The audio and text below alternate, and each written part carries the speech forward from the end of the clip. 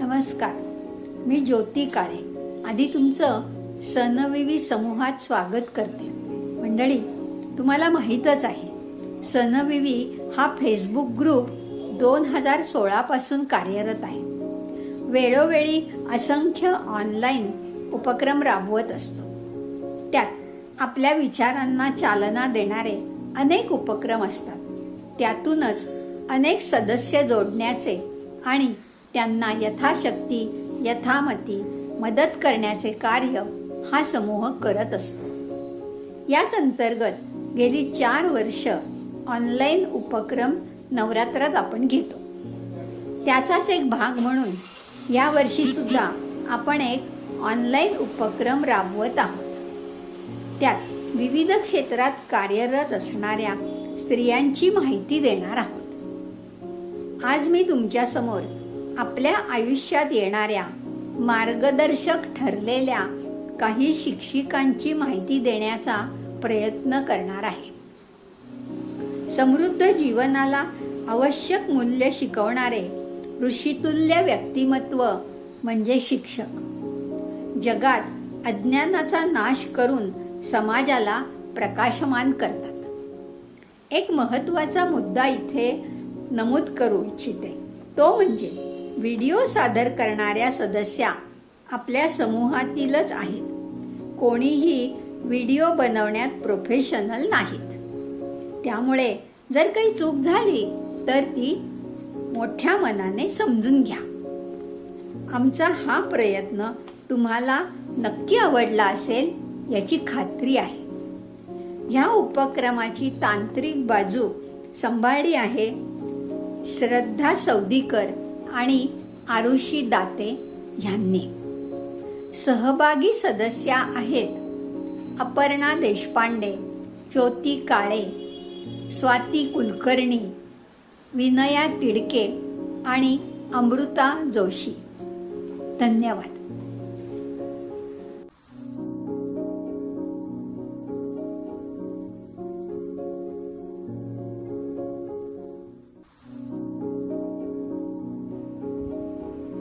नमस्कार, मी अपर्णा देशपांडे.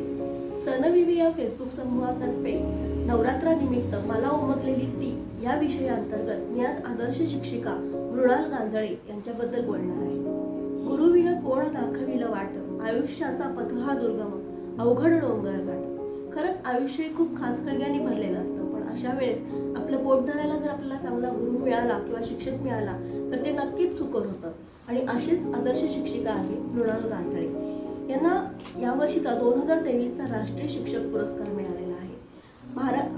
संपूर्ण भारतामध्ये 45 शिक्षकांना हा पुरस्कार मिळालेला आहे आणि महाराष्ट्रातून फक्त ह्या एका शिक्षिकेला तो पुरस्कार मिळालेला आहे. आणि विशेष गोष्ट म्हणजे ते आपल्या पुणे जिल्ह्यातल्याच आहेत. पुणे जिल्ह्यातल्या आंबेगाव तालुक्यातल्या पिंपळगाव म्हाळुंगे जिल्हा परिषद प्राथमिक शाळेमध्ये त्या गेली 14 वर्ष शिक्षिका म्हणून कार्यरत आहेत आणि 1ली ते 5वीच्या विद्यार्थ्यांना उत्तम पद्धतीने मार्गदर्शन करत आहेत. तर त्यांचं काय बरं उपक्रम आहे, तर मुलांना खेळामार्फत शिक्षण देणं, आनंदाने शिक्षण देणं, तरच ते दर्जेदार होतं असं त्यांचं म्हणणं आहे. शिक्षण प्रक्रिया ही विद्यार्थी केंद्रित असावी, आनंददायी असावी यावर त्यांचा भर आहे. भविष्यात त्या शिक्षणाचा वापर केला जावा आणि मुलांना पाठ्यपुस्तकाच्या पलीकडचं देखील शिक्षण दिलं जावं असं त्यांचं म्हणणं आहे. 21व्या शतकातील कौशल्य विकसित व्हावीत यासाठी रोजच्या उपयोगात येणारं शिक्षण हे त्यांचं उद्दिष्ट आहे. त्यासाठी त्यांनी माहिती तंत्रज्ञानाचा वापर केला. माहिती तंत्रज्ञानाचा अभिनव वापर, व्हर्च्युअल शिक्षण, गेमिफिकेशन इन एज्युकेशन प्रकल्प, AR VRचा वापर असे विविध प्रयोग त्यांनी आजपर्यंत केलेले आहेत आणि यापुढे त्या करत राहणारच आहेत. 4थीच्या विद्यार्थ्यांना त्यांनी व्हर्च्युअल रिअलिटीच्या माध्यमातून तोरणा किल्ल्याची सहल घडवली आणि तिथे त्यांना वारसा स्थळे, तेथील आपली जबाबदारी काय आहे याबद्दल पण मुलांकडून धडे गिरवून घेतले. तसंच रशियातील अनेक म्युझियमशी देखील त्यांनी VRच्या म्हणजे व्हर्च्युअल रिअलिटीच्या माध्यमातून सहल घडवून आणलेली आहे. ऑनलाईन शिक्षण, इतर देशातील शाळेतील विद्यार्थ्यांशी थेट संपर्क, वेबसाईट, मोबाईल ॲप्लिकेशनचा वापर, राज्यातील इतर शिक्षकांना प्रशिक्षण असे अनेक उपक्रम त्यांनी केलेले आहेत. कोरोना काळात तर आपल्याला माहिती आहे की शाळा बंद होत्या, पण मुलांचं शिक्षणात खंड पडू नये यासाठी त्यांनी मुलांना ऑनलाईन अत्याधुनिक शिक्षणासाठी स्वतःची वेबसाईट देखील तयार केली. अनेक ठिकाणी त्या मार्गदर्शन करत असतात. मागील वर्षी मायक्रोसॉफ्टचे CEO सत्या नडेला यांनी देखील दिल्ली येथे त्यांच्या शैक्षणिक कामाचं कौतुक केलं आणि त्यांचा सन्मान केला. त्यांना अनेक पुरस्कार मिळालेले आहेत आणि या सर्वांचं श्रेय ते आपल्या कुटुंबाला देतात, तसेच पिंपळगाव ग्रामस्थांना देतात. त्यांच्या प्रोत्साहनामुळे मी आज हे सगळं करू शकते असं त्या नम्रतेने सांगतात. त्यांच्या अनेक मुलांना स्कॉलरशिप मिळाली आहे. मृणालताईंच्या अध्यापनाचे अनुकरण जर इतर शाळांनी केले तर येणारी पिढी आवडीने शिक्षण घेईल यात शंकाच नाही. अशा प्रकारे विद्यार्थी वर्गाच्या आवडत्या उपक्रमशील लोकप्रिय शिक्षिका मृणाल गांजळे यांचं खूप खूप कौतुक आणि त्यांनी शिक्षण क्षेत्रात अशीच अजून उत्तुंग कामगिरी करून येणाऱ्या पिढ्यांना चांगले मार्गदर्शन करावे ह्या त्यांना मनपूर्वक शुभेच्छा देते. धन्यवाद.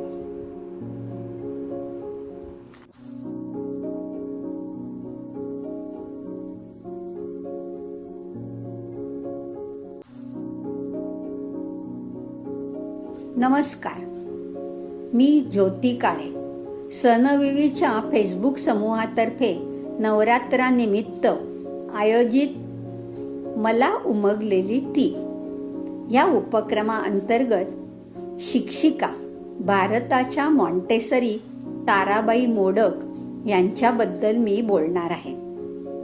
मराठी भाषक आणि भारतातील पहिल्या बालशिक्षण तज्ज्ञ होत्या. लहानग्या लेकीच्या भवितव्याचा विचार करून घर सोडून लांब नोकरीवर कोसबाडला दुर्गम भागात आदिवासींच्या कल्याणाकरता रुजू झालेली आई म्हणजे ताराबाई. तिथेच गिजूभाईंच्या प्रेरणेमुळे बालविकास क्षेत्रात चिंतन प्रयोगशीलता करण्याच्या विचाराने उडी घेतली. बरोबर अनुताई वाघ होत्याच. कोसबाडला आदिवासींना शिक्षणाची ही गंगा पोचवण्याच्या कामाला सुरुवातच मुळी त्यांच्या वस्त्यांवर पाड्यांवर जाऊन शिकवायला प्रवृत्त करण्यापासून होती. आदिवासी मुलांना स्वच्छतेपासून सगळे धडे देणं सोपं नव्हतं. कष्टाचं, श्रमाचं, सगळ्या सोयींपासून लांब जंगलात जाणं धाडसाचंच होतं. गिजूभाई आणि ताराबाईंची भेट ऐतिहासिक होती. भारतातल्या बालशिक्षणाची नांदी होती. दोघांनी मिळून बालशिक्षणाला मूर्तरूप देण्याचा प्रयत्न केला. ज्या काळात खुद्द शिक्षणालाच फारसं महत्त्व नव्हतं, प्राथमिक शिक्षण वयाच्या 6व्या वर्षापासून सुरू होत होतं, त्या काळात बालशिक्षणाचं महत्त्व लोकांना पटवून देणं हा वेडेपणा होता. समाजाची ही मानसिकता ताराबाई ओळखून होत्या. त्यामुळे लोकांपर्यंत जायचं तर आपल्या म्हणण्याला शास्त्रीय बैठक असायला हवी हे त्या जाणून होत्या. म्हणूनच ताराबाई आणि गिजूभाईंनी शास्त्राचा आधार असणाऱ्या मॉन्टेसरी शिक्षण पद्धतीचा अभ्यास करून त्याला भारतीय रूप देण्याचा प्रयत्न केला. शिक्षणाचा पाया मानसिकरित्या तयार केला तरच पुढची पिढी नीट होऊ शकते. 2 ते 6 वयाच्या रूपातील ऊर्जेचा योग्य तो वापर अभ्यासातून अंमलात आणायचा होता. 1926 साली नूतन बाल शिक्षण संघाची म्हणजे मॉन्टेसरीची स्थापना झाली. या सगळ्याचं फळ म्हणजे बालवाडी नूतन बाल शिक्षण संघ. धन्यवाद.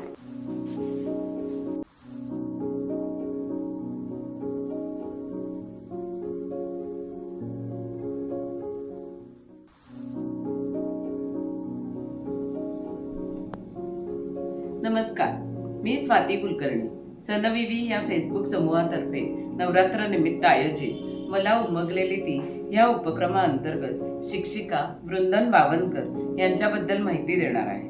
नवतेजस्विनी, लाखात एक ग्रामीण भागात शैक्षणिक चळवळ राबवणारी वृंदन बावनकर. नागपूरच्या वृंदन बावनकरने लहानपणापासून आर्म फोर्समध्ये पायलट होण्याचं स्वप्न पाहिलं आणि ते स्वप्न प्रत्यक्षात उतरवण्यासाठी अथक परिश्रम केले. याच श्रमाचं फळ म्हणजे त्यांना मिळालेलं NCC राष्ट्रीय बेस्ट कॅडेट सुवर्ण पदक. मात्र 21व्या वर्षी ध्येयाकडे झेप घेणाऱ्या वृंदनसाठी नवे आकाश खुले झाले. भंडारा जिल्ह्यातील पवनी पब्लिक स्कूलच्या माध्यमातून वैनगंगेच्या काठावर असलेल्या पवनी गावातील ही शाळा शिक्षण क्षेत्रातील जोडलेल्या कुटुंबातून आलेल्या वृंदन यांना शाळेत अनेक दृष्ट्या काम होण्याची गरज भासली. तेव्हा ते काम स्वतः करण्याचा चॅलेंज त्यांनी स्वीकारलं. आज वृंदन पवनी पब्लिक स्कूलच्या एक्झिक्युटिव्ह डायरेक्टर पदी आहेत. या शाळेचं वैशिष्ट्य म्हणजे बाहेर शिकवणी लावलेल्या विद्यार्थ्यांना शाळेत प्रवेश नाही. शाळेची जबाबदारी सांभाळत असताना वृंदन यांच्यासमोर आली सामाजिक दृष्ट्या अक्षम एकल महिला यांची समस्या. आणि मग वृंदनच्या गिव्ह वर्क नॉट एड या स्लोगन नव्हे तर मूल्यातून देहात या त्यांच्या संस्थेचा जन्म झाला. ही संस्था एन्व्हायरमेंटल फ्रेंडली प्रॉडक्ट्स बनवण्याचे काम करते. वृंदन बावनकर यांचे एकाच वेळी पर्यावरण व समाजातील अनेक घटकांना मदत करणाऱ्या या शोधाची कहाणी आज मला उमगली ती वेदच्या सत्रातून. तिचा प्रवास ऐकताना खरोखरच मला इतकं छान वाटलं. सध्या आसपास बघते तेव्हा भौतिक चंगळवादात, धार्मिक उन्मादात, व्यवहारी आकडेमोडी, फॅशनच्या जाळ्यात स्वतःमध्ये गुंतलेल्या अनेक मुली मी बघते. तेव्हाही मला त्यांच्यातून एकदम हटके लाखो में एक अशीच वाटली.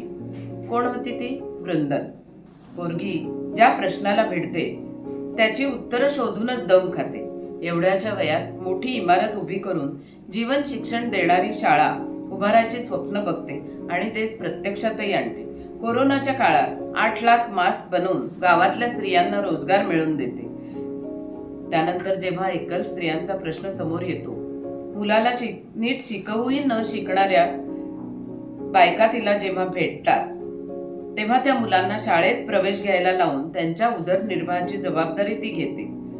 इको पेन पेन्सिलचे निर्माण वृंदन करते.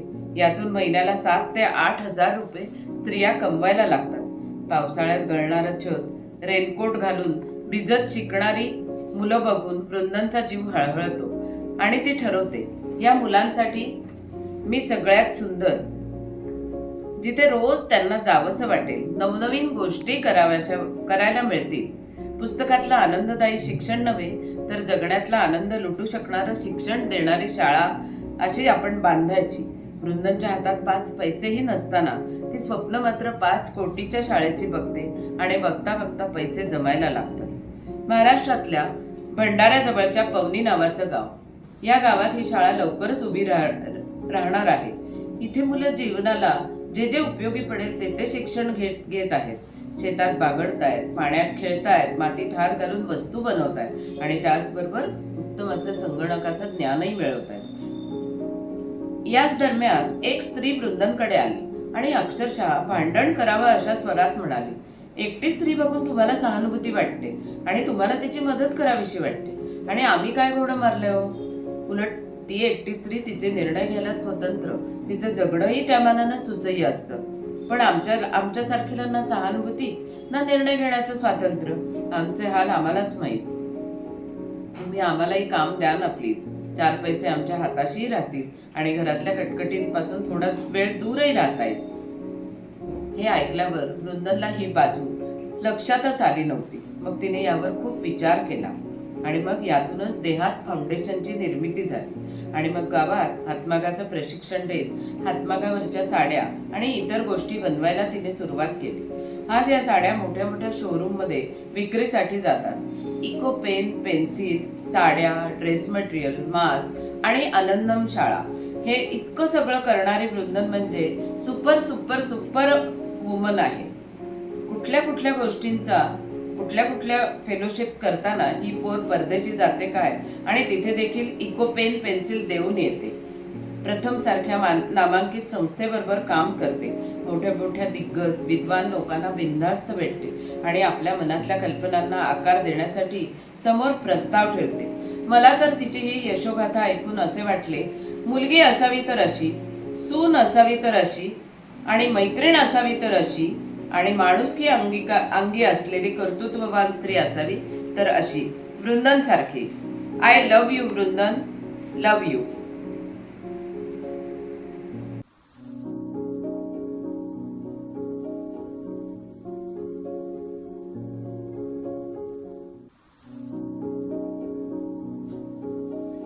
नमस्कार. मी सौ विनया अरुण तिडके, वडूज, सातारा. सनविवी या फेसबुक समूहातर्फे नवरात्री निमित्त आयोजित मला उमगलेली ती या उपक्रमाअंतर्गत शिक्षिका यात आपल्याच समूहात असलेल्या उन्नतीताई गाडगीळ यांची मी आपल्याला माहिती देणार आहे. उन्नती गाडगीळ खास पुणेकर, म्हणजे त्यांचा जन्म, बालपण, शिक्षण सर्व काही पुण्यातच.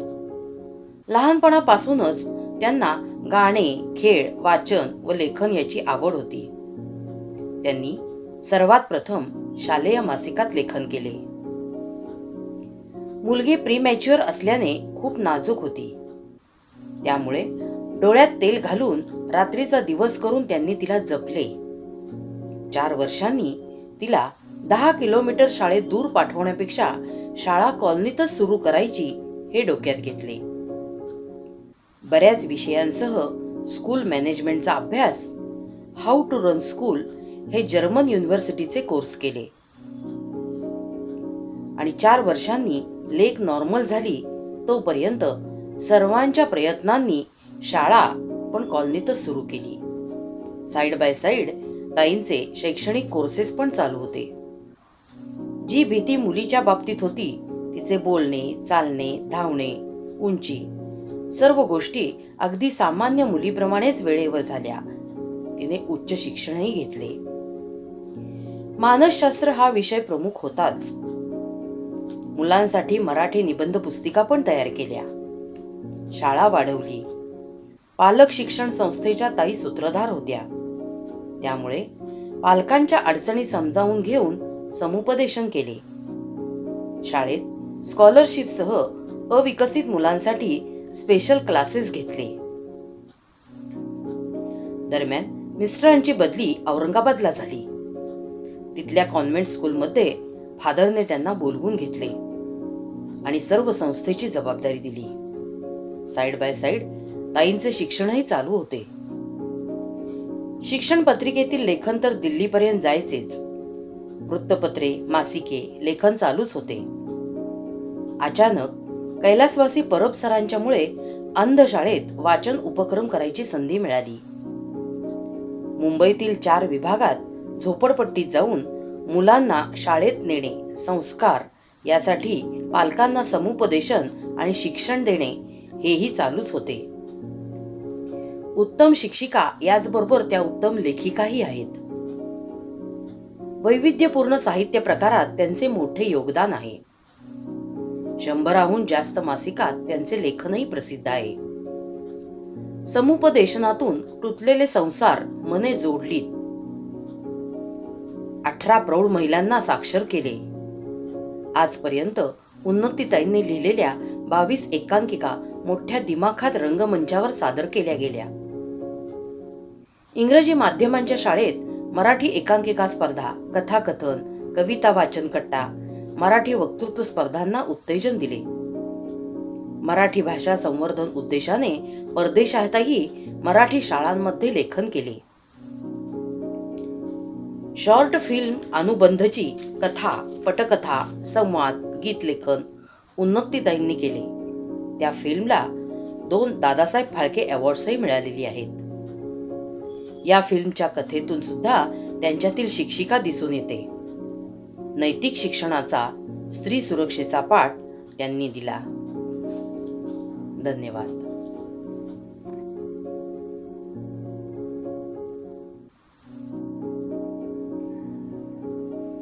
मी अमृता जोशी.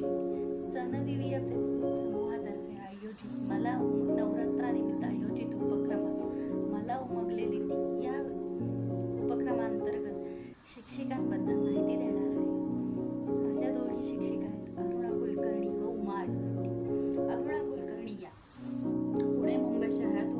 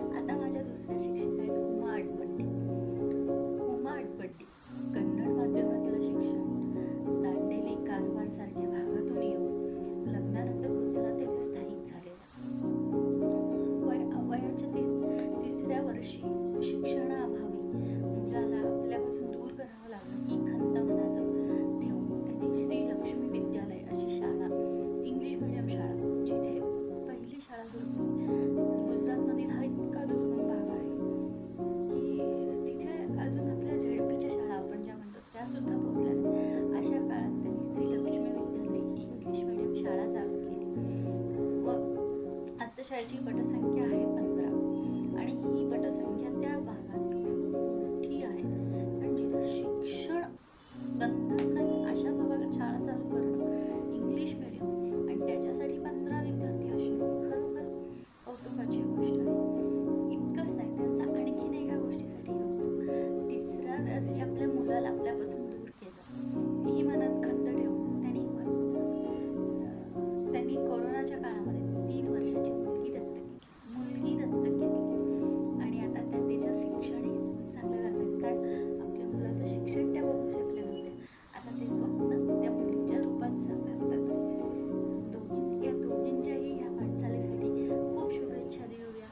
त्यांना आपली आर्थिक मदत नको आहे, पण त्यांना दोघींनाही आपली पब्लिसिटी खूप गरजेची आहे आणि मला माहिती आहे आपले सणविवाले हे करूच शकतात.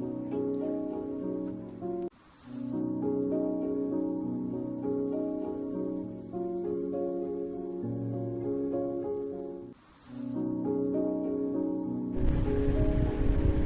नमस्कार, मी श्रद्धा चौधरीकर. सनविवी या फेसबुक समूहातर्फे नवरात्रनिमित्त आयोजित मला उमगलेली ती या उपक्रमाअंतर्गत शिक्षिका सौ कुमुद ढवळेकर यांच्याबद्दल माहिती देणार आहे. मी त्यांना कुमुद आजी म्हणते. आज वयाची 83 वर्षे पार केलेल्या कुमुद आजीची शिक्षक म्हणून सुरुवात झाली ती एका ट्रेनिंगला गेलेल्या शिक्षकाच्या जागी जिल्हा प्राथमिक शाळेमध्ये. त्या काळी पगार खूप कमी होता, पण त्याचेही खूप अप्रूप वाटायचे. खरे तर इंग्रजी मराठी टायपिंगचा स्पीड चांगलाच असल्याने एके ठिकाणी चांगली नोकरी होती, परंतु तेथील वातावरण खराब असल्याने कुमुद आजींनी ही नोकरी स्वीकारली. त्या काळी शिक्षकांना समाजात खूप मान असायचा. पगार कमी असला तरी आजी नोकरीमध्ये चांगलीच रमली. तळागाळातील मुलं असून देखील आजींनी मनापासून शिकवले. निरागस मुलांना शिकवणं हे आजीपुढे एक आव्हान होते.